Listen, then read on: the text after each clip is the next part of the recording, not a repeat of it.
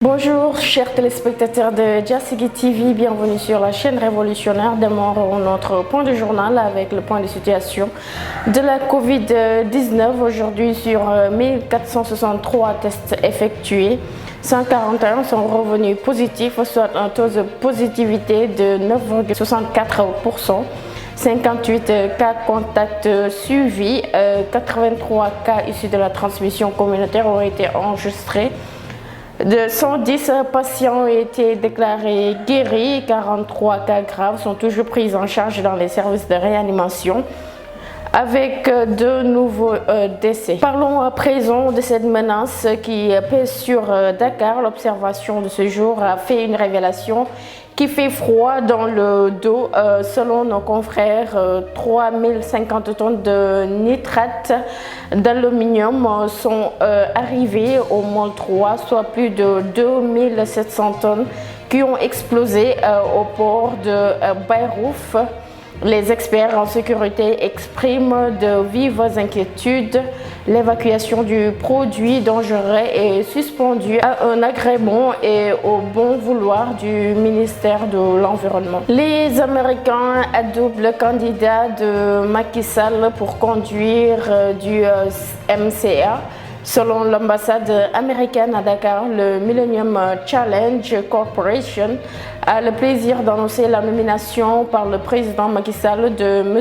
Oumar Diop comme directeur général du Millennium Challenge Aquant Sénégal 2. Il est l'entité du gouvernement en charge, avec la collaboration du MCC, de la mise en œuvre du deuxième compact du Sénégal. Le compact, financé par un don de 550 millions de dollars du gouvernement américain, est une contribution de 50 millions de dollars du gouvernement sénégalais et axé sur la modernisation du réseau électrique, l'élargissement de l'accès rural et le renforcement de la gouvernance dans le secteur de l'énergie. Trébuchons pour parler d'hygiène. Le service d'hygiène en fait équipé à hauteur de 3,2 milliards. Le président de la République, Macky Sall, a réceptionné ce mardi un important lot de matériel destiné au service national de l'hygiène. Il s'agit de 45 pick-up équipés de thermonébulisateurs, de pulvérisateurs, d'appareils doubles, d'autonomisateurs et de kits d'analyse de la portabilité de l'eau, le tout estimé à 3 milliards 200 millions de francs CFA. Des équipements de dernière génération qui permettront, à n'en pas douter, d'intensifier la lutte antivectorielle et la désinfectation à grande échelle. Les examens se poursuivront à partir de demain. Examen du CFE, de l'entrée en 6e du BFM et du bac. Les filles prennent le pouvoir, tout est enfin prêt. Selon le ministre Mamadou Diallo, 285 812 candidats, dont 53% sont des filles, qui vont subir les épreuves du CFE et de l'entrée en 6e jeudi et vendredi de ce mois. Face à la presse, hier, le ministre de l'Éducation nationale a rassuré sur l'état des préparations. Selon toujours Mamadou Talla, tout est enfin prêt dans les 1700 centres d'examen répartis dans toutes les régions du pays.